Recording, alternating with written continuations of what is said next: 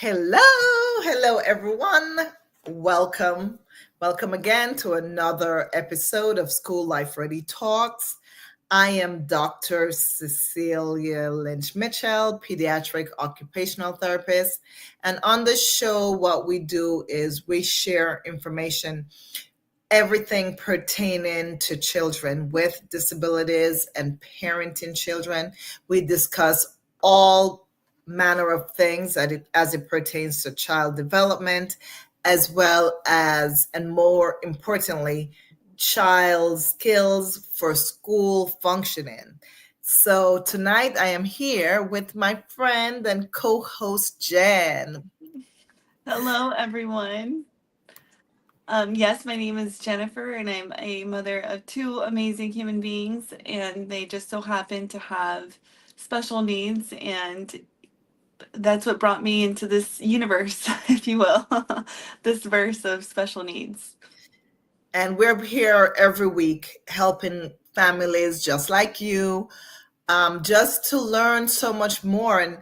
And Jen comes at things from the practical side of have being a mom to two beautiful boys, that one child was diagnosed early with autism and her second child was diagnosed a little bit later with ADHD and now dyslexia. And Jen, I do realize we have not spoken about the dyslexia diagnosis, but we are here for all children, all families, regardless of the disability. And guess what, guys? Even if your child doesn't have a disability, this is where you can learn so much from.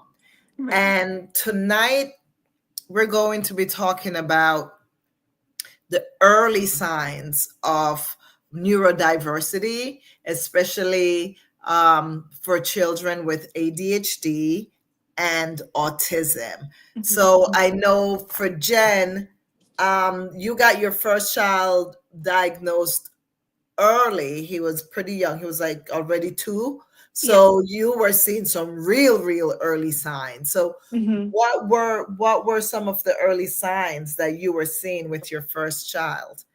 Well, now it's called stimming. At the time, I didn't know that that's what he was doing. When he would rock back and forth, he had a tendency to have all of his toys in a circle around him and wouldn't like them to be moved. Do you remember that? No. He would have everything in a circle, and he would just move his body around to play with them. Those were the first couple of signs, and then there was him being a bit aggressive towards himself. Where I seeked help, if you will. Okay. So you were able to see um significant enough of science and signs that you were able to get help. And yes, for kids with autism, that repetitive movements of like spinning or flapping their hands and lining up toys, those are one of the biggest signs that something may be off. They're not very fluid, right? They either play with the same toy over and over and over. They don't switch, between toys. They might be doing fingers. Like a lot of children with autism, early on, you see them looking through the corner of their eyes at their fingers. Not every child does this. And what I'm saying is not that I'm saying your child is definitely going to be diagnosed with Right. autism, but we're just talking about some of the early signs that are just little things for you to notice. And if you see wherein you feel like, oh, I really have concern, then you could take the next steps. So, yes, for kids with autism, another big sign is delayed speech. Yes, that is major. At the time, because he is my first child, I felt like I wasn't giving him what he needed, if you will. Like I wasn't giving him that dialogue or the language to be able to communicate. Later on, I found out that that was not the case, and till this day, literally till today, we still have therapy. We go every Tuesday, so Yes. So delayed speech, or a lot of times poor eye contact and social reciprocation. Like you're not getting that peekaboo play. Right. Yeah. So that I remember when my son played hide and seek with me. He was real little, and he did a little hide and seek thing, and I felt really good. And not to say I was sure he wasn't on the spectrum at that point, but the fact that he was giving me that social back and forth, I kind of felt safe enough to say that he wasn't going to be on the spectrum, Mhm. because he was at a very young age. He's giving you, and they call it now, serve and what's that word? Serve and repeat, I think it is, where you would like babble and then they'll babble back, or you would engage in like, and it's like peekaboo too, like you would like cover your face and then they would look for you to do it again. So when you see those things, then more than likely they're not you they may not be on the spectrum when you have Mhm. that big good social interaction. But if you're not seeing, and not that it has to be in your child has to interact socially very early, but Right. if you're seeing wherein you're not getting you're any relatedness, like your child is not relating to you in a reciprocal manner, like you're giving but they're not giving back, or they're not making any attempts to give back, then that's another sign. So we talked about the repetitive movements, the delayed speech, the delayed eye contact and social interaction. Another thing is with the speech, normally, like, if even if a kid is not able to verbalize things, they would point point into things. Yes. It's a big key, because and a lot of times you might have a child who might take your hand and bring you to that item that they want, but pointing to an item is amazing. Like you want to see them point, you Yeah. want to see them do the gesture of pointing. That is very, very important. If you don't see your kid pointing to stuff that they want, or trying to communicate with you and point to things, even if they're not very verbal, we should see pointing. Right. So yeah, so that is something to look back, to look at and to look for and to pay attention to that, Right. Anything else you can think of, Jen, that was an early sign for your boy with autism? Um, the lack of sleep. It's Mm, very, very challenging to put a child that doesn't have a stop button, if you will. Like they just are never tired. They have an amazing amount of energy to sleep. That was very challenging. I ultimately put him on melatonin, and then when we got into a better place, um, I took him off because I wanted his body to produce it. So for me, what I noticed, it was more of like when I put him on a schedule, because children on the spectrum thrive on schedules. So mhm. once he got his schedule down, then I knew it was time to start weaning him off, because he already knew that it was time for bed, if you will. So I see that a lot. And then lack of an appetite, because you're just always going. So lack of sleep, lack of appetite. And I know for some children who are on the spectrum as well, either the child as a baby will not show any interest in toys, like they don't really have that drive to go after toys or to play with those cause and effect toys, like toys that light up on Right.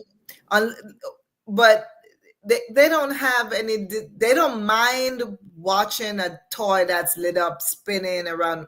But if it's the ones where they have to do something to make it happen, they really don't show much interest in those toys. And another thing that I notice is children who later on get diagnosed with autism is their whole self-regulation. That's like when they're crying, they cry for a long, Oh, long, yes. long time. It takes those parents a hard time to get them to be calm, right? And the parents have to be doing a lot of rocking and, just trying to console them because they don't know how to calm themselves. Even, yes, all babies, you have to kind of rock them and stuff, but these babies, typically they are very hard to soothe. You give them pacifiers, you put them in the little rockers, you hold them in your arm, you do everything, and it's the hardest time to get them to be calm. And they will cry and tantrum for a long, long time that sometimes really just wears the parents down. So that's another sign, so to speak, of that your child might be having difficulties with regulating their system and may need for you to speak to your pediatrician and see what's going on. So definitely. So for children with autism, repetitive movements, delayed speech, difficulty with sensory regulation, not pointing, not speaking. Those are some of the early signs for kids with autism. So parents, always again follow your gut. Right. Always follow your gut. Don't be shy in reaching out to your pediatrician to say, hey, something is going on. And if your pediatrician is not, if you don't feel like your pediatrician is meeting you where you're at and trying to provide you with answers, feel free to change pediatricians. Like last week I spoke about it, like you don't have to stay with your pediatrician forever. And if your pediatrician say, oh, he'll grow out of it, and they're not giving you any solutions to help you in the moment, because nobody wants to hear, oh, they'll grow out of it, and the thing is continuing and continuing and you don't feel like you're getting any help. Feel free, change your pediatricians, talk to somebody else.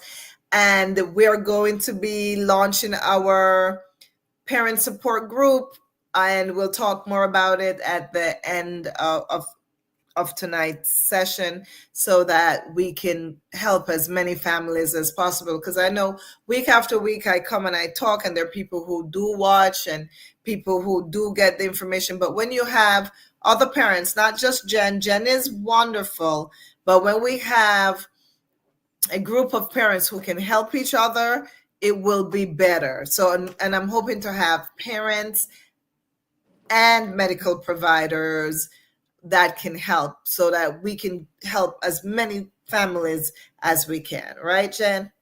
Yes, yes.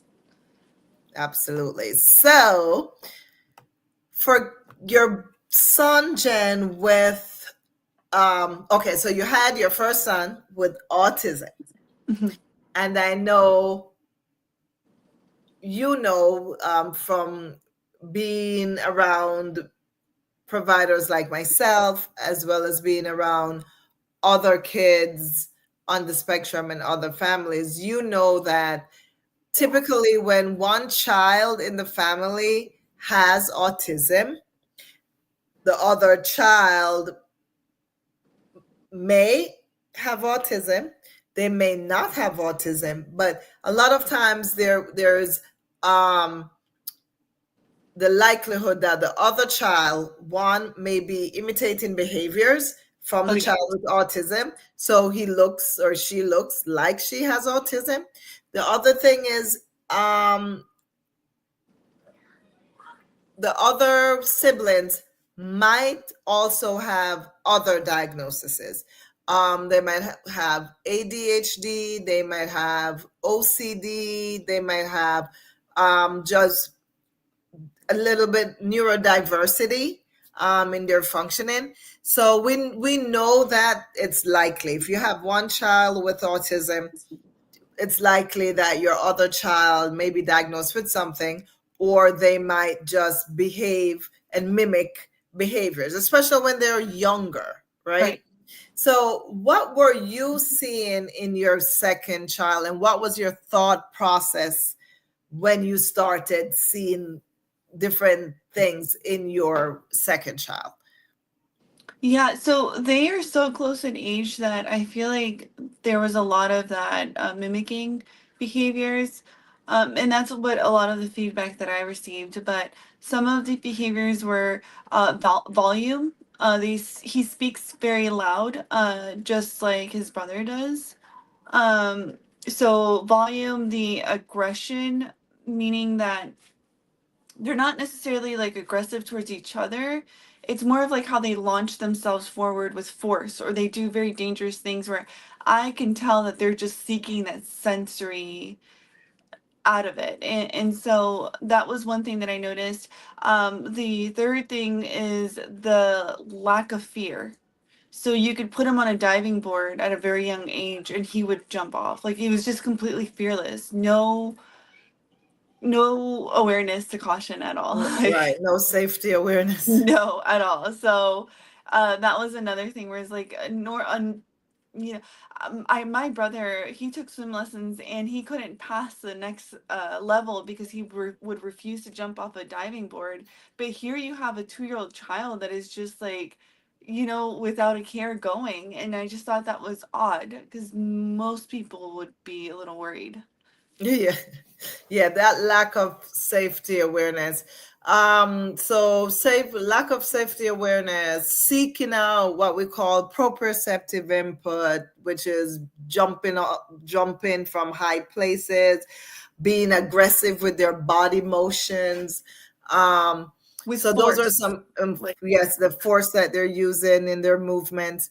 That just that overall lack of control, movements, just going at anything, anyhow, anyway, without using appropriate force for appropriate things, like not grading and making their actions meet the moment. Then like everything is lunge first, head first, no safety awareness. So those were some of the stuff you saw in your younger one. And when you saw those things, what was your thought process? Were you thinking he had autism, or were you thinking it was something else, or were you thinking he was just mimicking the behaviors and that was it? I felt like he had autism. I could swear that he did. Now I know that it's not that. But initially, yes, I did think that he had autism. And so you, because you thought he also had autism, you tried to go down the same route that you did with your child, like bringing him to the doctor to say if he would be. Did you ask the doctor if he had autism? Oh yeah. And the feedback that I received, and this was at a very young age, was that he was mimicking the behaviors. Mm-hmm. And I felt very frustrated with that response because whether he's mimicking it or not, I felt like these are the behaviors. This is what's Mm-hmm. going on, and we need to find a solution. So help me. So what I did was I really dove into ABA therapy and figured out different ways to help him regulate his body. Um, so yes, I did think that, and then we went to our county at one point and tried to get an evaluation from them, and they let me know that they weren't worried about educational because he wasn't meeting many of his goals, if any. Right. So, and those weren't formal goals. Those were more milestone goals that you as a mom was looking at. It wasn't like he was getting any services, but you as a mom was looking at him and be like, okay, he should be doing certain things and he wasn't doing it. But my question is, when you noticed that he was showing similar signs of autism, did you seek out an autism diagnosis? I did.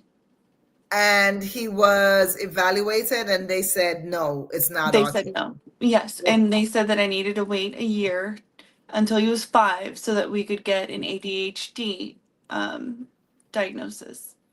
But that it was leaning more towards that than Right. ASD. Okay. And so you had to wait to get the ADHD diagnosis. Yes. Okay, perfect. So the thing with, and a lot of times the signs that we see in children, the signs such as the whole sensory regulation thing, sometimes the speech and the social interrelatedness, they're also common in both autism and ADHD. But for ADHD, the behaviors are a little bit different. So unlike autism, wherein the kid is on the same activity over and over, the same toy over and over, the kid with ADHD, they're on it for a second. It's a second, they're on this, and then they, like, it's just like a light switch. They flip and they go to something else. They flip, they go to, so that's the difference with ADHD and autism. The child with ADHD, they're the ones that they are impulsive, right?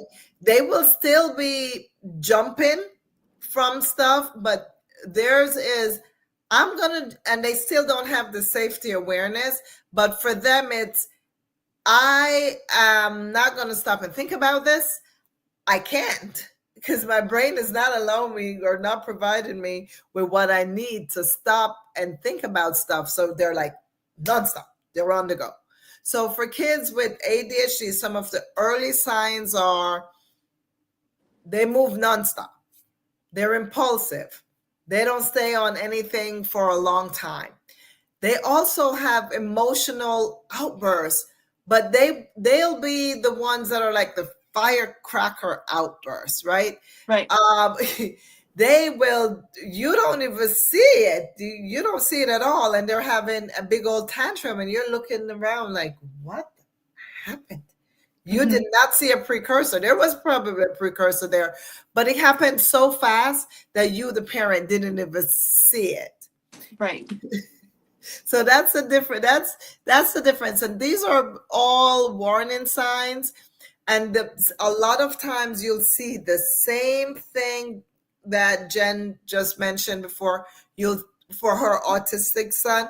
And as she said, she was seeing those same signs that she saw in her autistic son. She was also seeing it in her second child, who was later diagnosed with ADHD.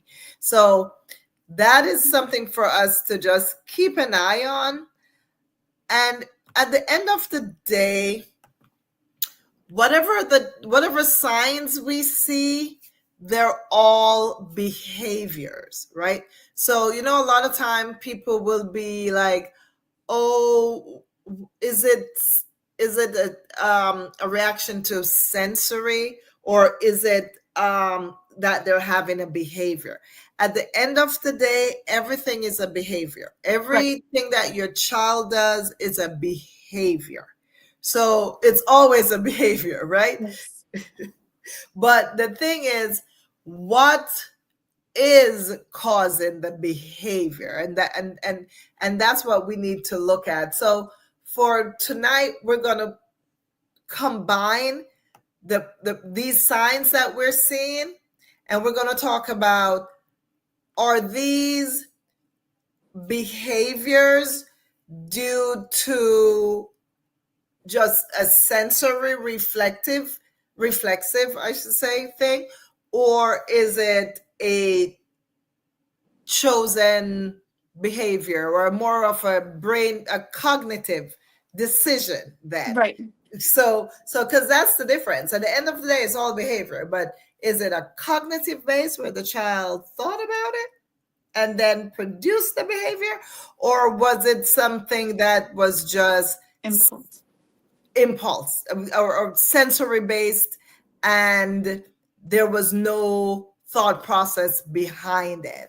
So a lot of times, especially in schools, we always have this question: oh, was it sensory or was it behavior?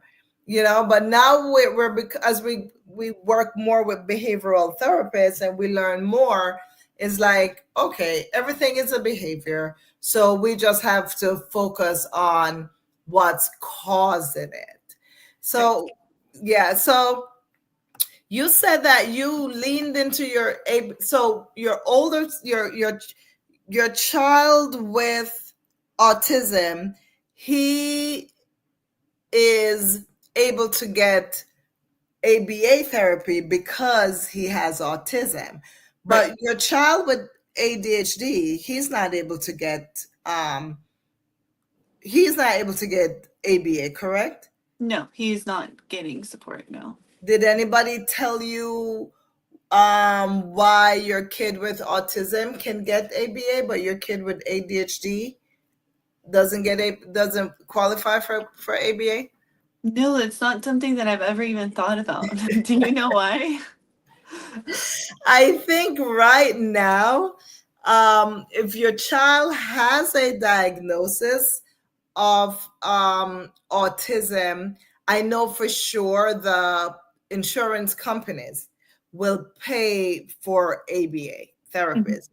I will need to get an ABA therapist on the show to really talk about what it is, if ABA is something that's only for kids with autism, or is ABA only paid, they only get paid for working with kids with autism? Because I personally believe that any kid would be able to benefit from ABA, but the only kids that I know get ABA are the ones that are diagnosed with autism. So I'm gonna put it on my list of professionals to have, so they can explain to us why is it's only the kids with who have diagnosis of autism that is currently getting ABA. I don't know if they service other kids, so that's something that I need to find out and definitely let parents know. So it's funny because I'm like, you're like, I've never thought about it. Like, oh, Yeah. why my other kid can't get ABA too? Because I'm pretty sure, because you said you leaned on what you learned in Yes. ABA to help your other child. Yes. But Yes. but your other child was never able, To get the services. to see ABA. And it's very true. I mean, I've had conversations with RBTs and they to express that their children that are neurotypical that could also benefit from ABA. Right. So it Yeah. shouldn't just be like this boxed in field, I Yeah. think. Neurotypical kids could, other kids with other diagnoses. I had a little boy with Down syndrome who was having the worst behaviors, and those were behaviors, not sensory based behaviors, but cognitive based behaviors. Oh no. And the parents were, he had Down syndrome, so yeah, he has cognitive some intellectual functioning delays. Bright social kid, everything, but he had all these behavior. So his parents tried to get him ABA, and they were told no, he cannot have ABA because he did not have an autism diagnosis. So again, I don't know if it's because insurance only pays for ABA for kids with autism, or is it that ABA was developed for kids with autism? You know what I mean? Like I don't know. I don't know enough. So I'm gonna find out for sure. So yeah, Yes, let's find out because that's interesting. definitely, and hopefully we can find something that can help children who need the help, The extra support. the extra support. Yeah, yeah, because that a lot of people are wanting behavioral support for their children. So with occupational therapy, a lot we delve into behaviors a little bit, but we're not experts in changing behaviors. But we do um, use behavioral strategies to help improve the child's ability to remain on task, or to develop more interpersonal skills, or sometimes we'll work on what we call those social emotional behaviors and helping to bring them, but we're not trained in ABA. Right, So we can't say we can provide ABA or we can provide behavior therapy, because that's not our training. We right, use the principles, but some behavior principles that we do know of, but we don't really say just target behaviors. right. So that's important. That's important to note. So yeah.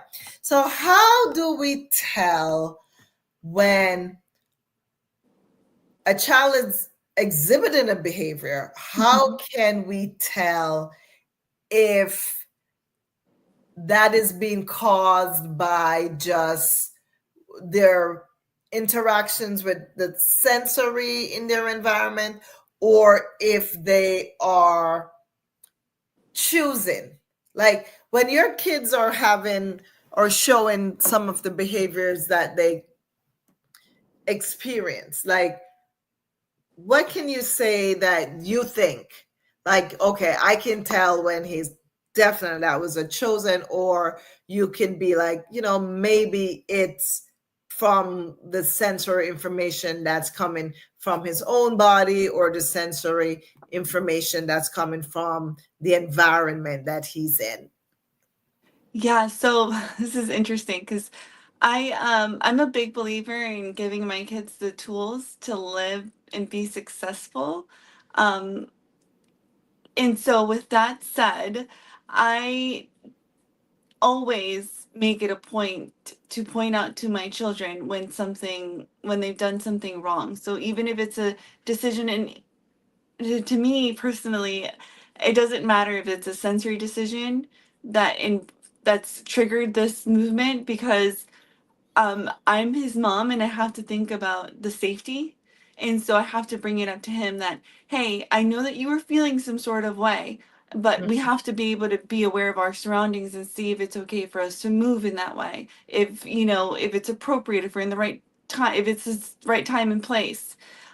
So with that said, I always, if I have him recognize that whatever that was you were feeling in that moment triggered this, so the next time that you feel it, just be sure to be cautious about what's going on around you, because accidents can happen. So, Mhm. um, so I treat it the same whether it's one or the other. Yeah, I agree with you on that, because at the end of the day, they have to be safe. The choice that they have to make has to be one that is appropriate for where they are, right?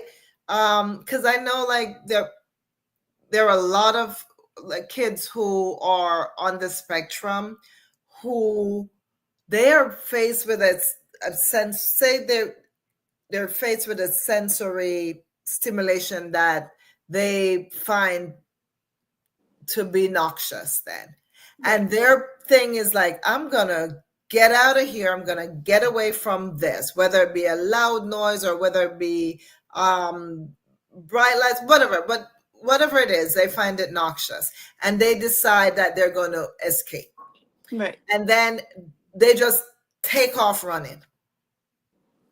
That is dangerous because they didn't take the time to process the consequences of just running, because you can be running from something and run straight into something else that's even more dangerous than what you're in. So I agree with you that regardless of if it's a sensory triggered emotion or behavior, there comes a point where cognitive has to step in, because it can be more detrimental to them. Mm-hmm. So we have to teach them, yes, that was noxious to you. I understand that you're not feeling right now, but an appropriate choice or a better choice, or here is what you do when this happens. Right. So yeah, I definitely agree with that approach. So whether it be sensory triggered or just they're going to make a decision to do something, we have to always remember to provide our children with Safety. alternative choices to negative behaviors, right? Or something that's going to be more detrimental.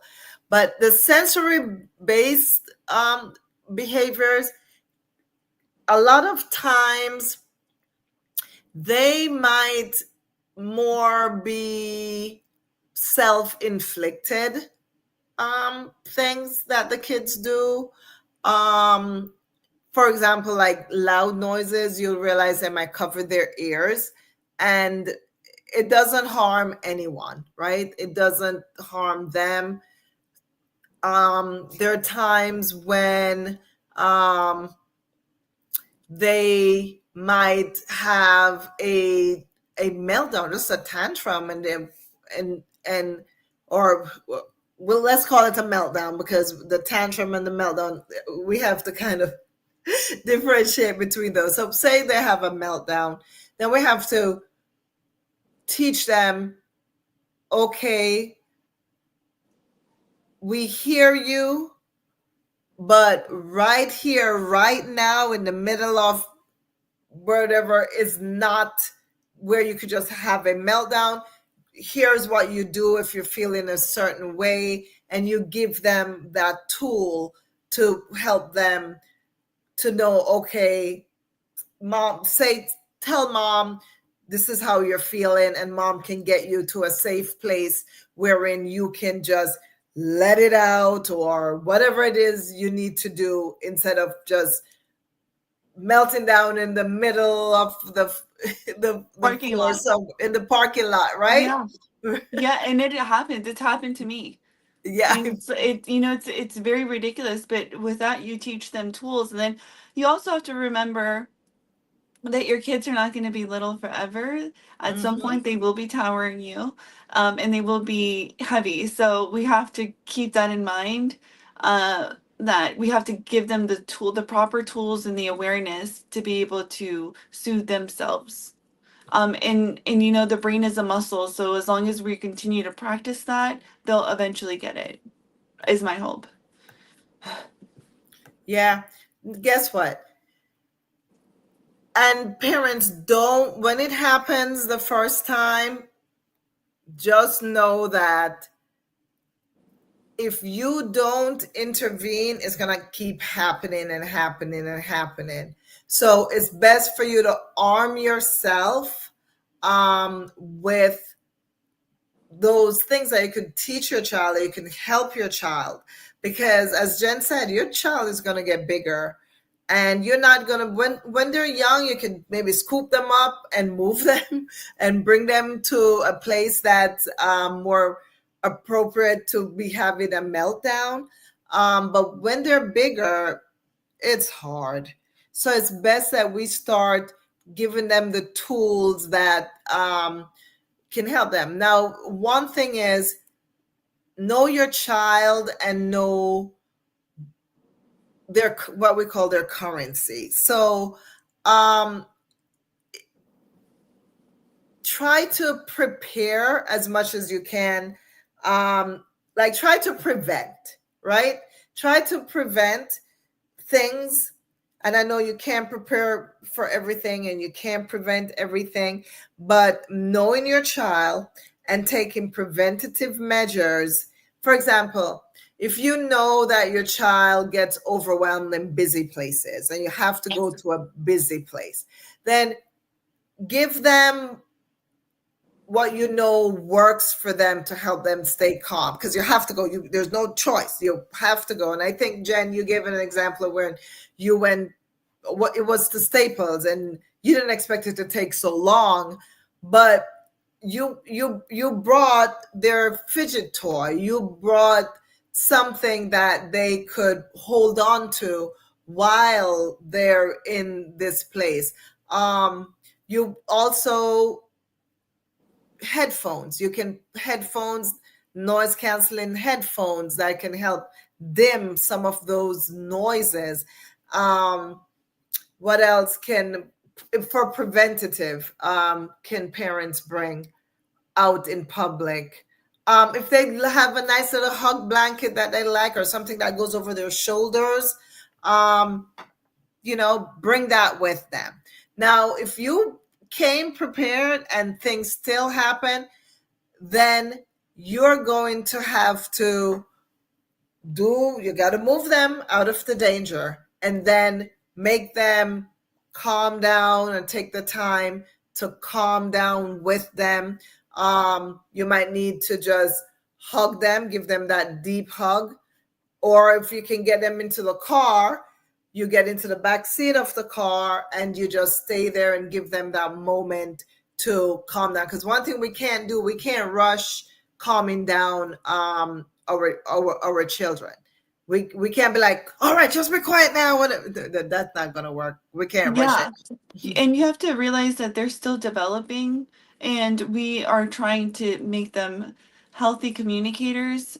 So, we have to set an example, and rushing them and letting forcing it all to be okay is not healthy, because that doesn't solve anything. So what I like to do is I just sit there, let him know that I'm sitting there right next to him, and when he's ready to talk, I'm open to talking. But I certainly don't think that rushing it helps. I think it creates like this frustration in them, and they feel like they should be telling us something, and it's something that they haven't even thought about or haven't been able to articulate themselves. I mean that I say that's true even for me as an adult, where it's like I'm still processing, I can't talk about it. you know? Yeah, most of us, because they'll tell you too, like when you're angry, don't even say anything. hmm Take a moment to get your emotions under control, and then you talk. It's the same The thing same for. thing with, yeah, for kids. And it's like if we start them early, then we're making them great in having emotional intelligence. We're Mhm. establishing that. We're establishing, their boundaries and being able to say, hey, I need a minute, because one day they're going to date. And if their girlfriend is like obnoxious, and my son's going to be like, I'm used to people giving me a minute. So you're going to have to give me some space, And so I think that I'm trying to just make them healthy communicators, really. That's key, because listen, we want to train our children to be good adults, right? And That's set that so. expectation. Just Mhm. because they're not neurotypical, do not expect any less than from them. They are very capable human beings. Yeah. So what we want to do, we're gonna try to be preventative, but if we can't, we also have to um, be in the moment with our children and get them to be self-regulated, and then we can go on to teach them, because when they're in that moment, we can't teach them anything. We have to wait for our children to be calm before we can say, hey, when you're feeling this way, this is what you do. Right. So unfortunately, we have to go through it to get through it, right? And then we first help them regulate, and then we teach. So when we have children displaying behaviors that are sensory based, so it's caused from the environment, it's caused from what they're feeling inside their bodies, then our first things we're going to do, we're going to observe their patterns, right? So we kind of have an idea of what can happen or how they would respond, right? Right. Then we're going to, once if they have a negative response, then we're going to get them regulated, and then we're going to teach. And we're also going to offer them some sensory strategies that they can use, either to help them calm down, or they can learn to use those sensory strategies to prevent them from getting overwhelmed. So we're doing several things, right? But at the end of the day, for those sensory behaviors, we are really providing sensory input to our children to help them regulate themselves, and then we're going to teach them appropriate behaviors. Now, go ahead, Jen. No, I was just gonna say, so when my child was little, I know on Amazon we bought this chart that displayed different emotions, and it also gave them alternatives onto how they should react. So I do think that if you can have those visuals in the beginning, it'll also help you be able to come up with a game plan as to how you're going to move forward, and it is a conversational tool for your child. Absolutely. Absolutely. Jen, you always have those great Thank you. suggestions. Just been All doing right. it. So we spoke about the sensory ones, and I feel like the sensory ones, as an OT, like those are like I can deal with those, or the behaviors.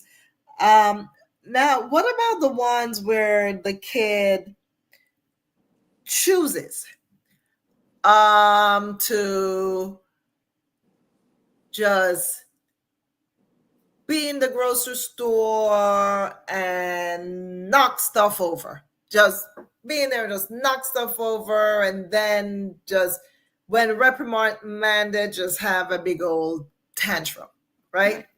Right. Don't now.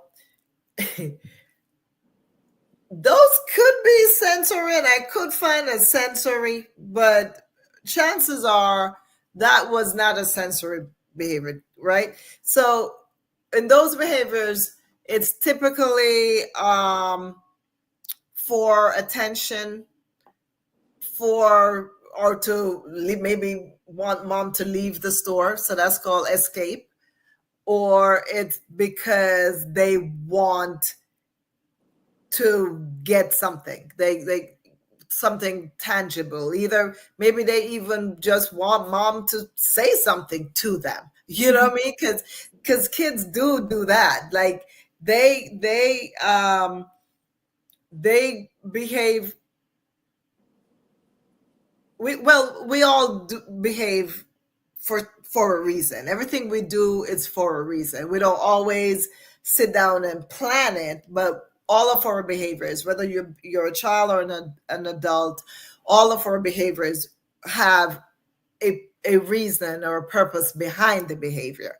So what do we do when we know a kid is just looking, whether it's looking attention, want people in the store to say, oh, look what a bad boy or girl that is, because that's still attention, but although it's negative, it's still attention, right? Mm-hmm. Or they're like, oh my god, I just want to get out of here now, and mom just needs to leave, so I'm just going to do something. Like, how do we address those behaviors? Like in your cases, when you have behaviors like those, Jen, how do you address those behaviors? Yeah, so the example that you gave about going to the grocery store, I would build that tolerance. So it could be something as simple as just running into the grocery store to get some bubble gum and then praising the child afterwards for doing such an amazing job. And then just spending more and more time doing that. I know that when my kids were little, I used to task them with different things. So, if you see bananas, make sure to tell me because bananas is on our list. And so just keep an eye out on different things like that. When they were little, we used to do that in the parking lot, just playing I Spy sort of thing. So I think that if you give children a sense of autonomy, then they're Likely to more behave. receptive. You So know what I you're mean? saying do these pre. So this would be your pre getting into the grocery store. Like these are things you're doing before you go to the grocery store. So okay. Say So the kid does it and they've never done it before and they yeah, just they yeah, just do these behaviors. So what the first time the kid does it, like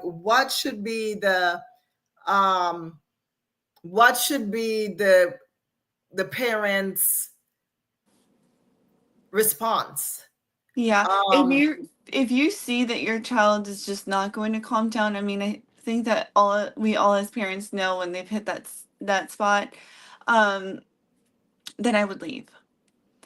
you Um, just leave they just leave the the so cart. they break everything, they throw stuff on the ground, they break it, Oh and no, if yes, no, no, no. So if they were throwing things on the ground, I would do hand over hand, and we would clean it up.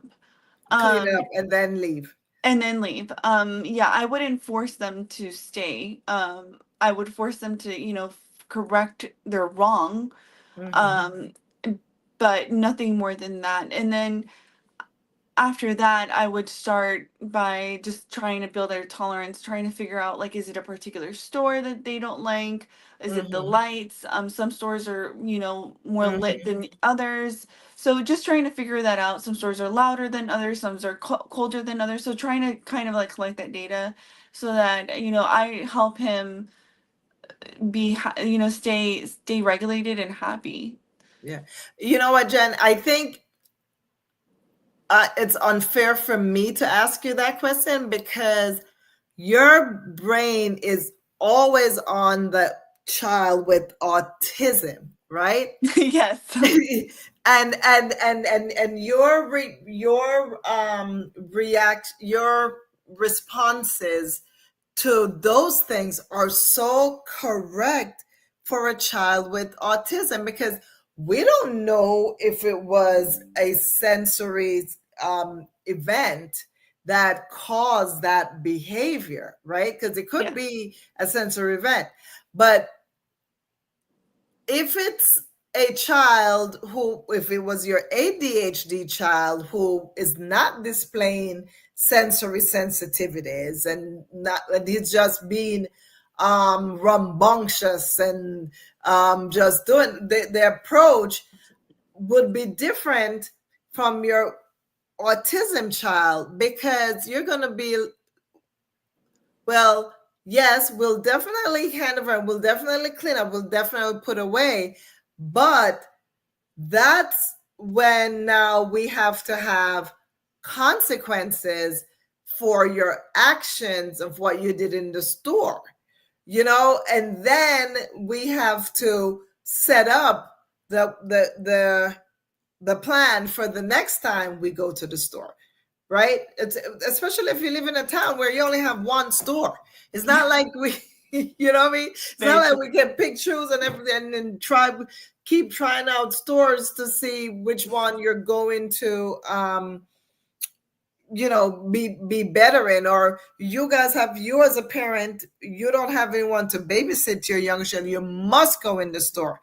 Again, I would say we'll do the preventative things as much as possible. If you know that your child has a tendency to do anything, you definitely want to do those prep things and preventative things that we spoke about with the child with autism, with a child with ADHD, or even a typically developing child, you're going to do that pre-talk.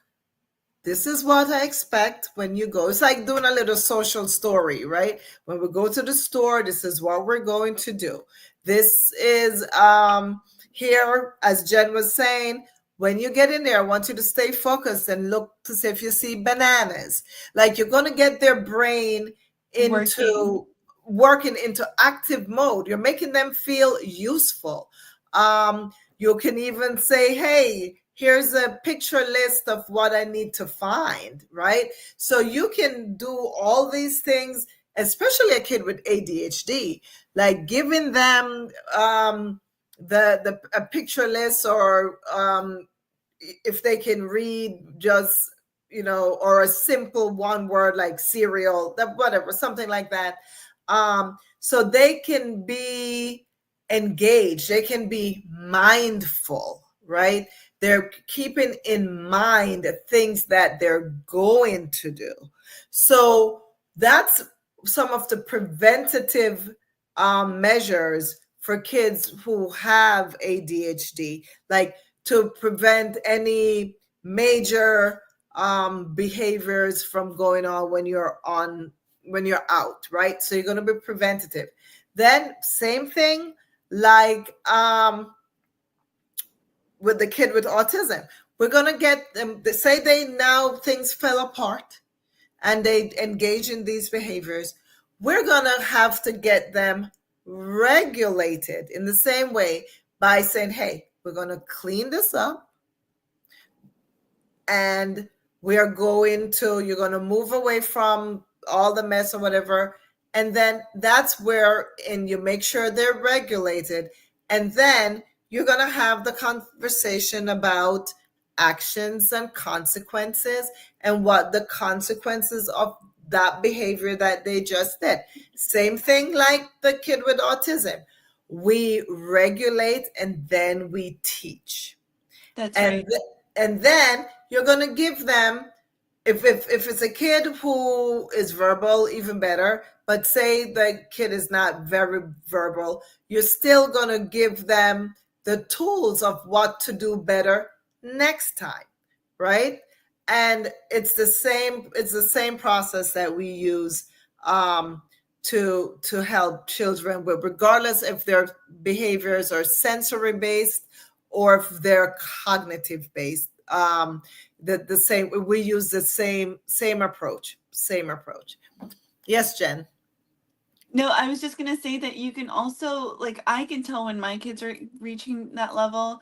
And I know that when they were younger, I had a way of like making it fun, and we would pretend that the grocery cart was like a train, and hop in the train, or the car was an airplane. So there are different ways to make it fun for children, and it's not just like these mundane tasks or chores that we have to, or errands, sorry, that we have to get done. It's exciting, and I just think that keeping it in that light and in that frequency is going to be the best outcome. If you try to match your child's energy, it's not going to work. I promise you, like, you guys are just going to butt heads and it's not going to work. Yeah. No, you can't match their energy, but what you want to do is help them be regulated and calm enough so that you can provide whatever intervention or whatever teaching you're going to be doing. So although they might be upset, you can't, like, if they're screaming, and you cannot be screaming.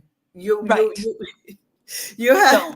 And yeah. then you're setting a bad example, because when they get older, they internalize that and they feel like they can scream, and yell it back at you, and then it just escalates. So just starting them young, building that emotional intelligence, I think is the best way to go. Yeah, absolutely. So, with that, for tonight, we're coming up on the end of tonight's episode. I'm hoping that we were able to help someone out there tonight. But to further help people, we are going to be doing our Facebook group, wherein we will have it in two languages. We'll have Spanish and English, available to help all families who have children with special needs. I am hoping that we'll have more professionals join us. I know we have a whole lot of parents, but I want to be able to provide information from all disciplines. And that's why I'm going to make sure I find an ABA person that can come in and provide some information on ABA and maybe help us help children who are having difficulties with different behaviors. So I'm definitely looking forward to School Life Ready being able to give more information. We'll do this podcast, we'll have our Facebook group, and we always welcome your emails at schoollifeready@gmail.com. And you can send us your emails with your questions. And I do make these topics pertaining to the questions that I get from you guys and from parents that I work with every day.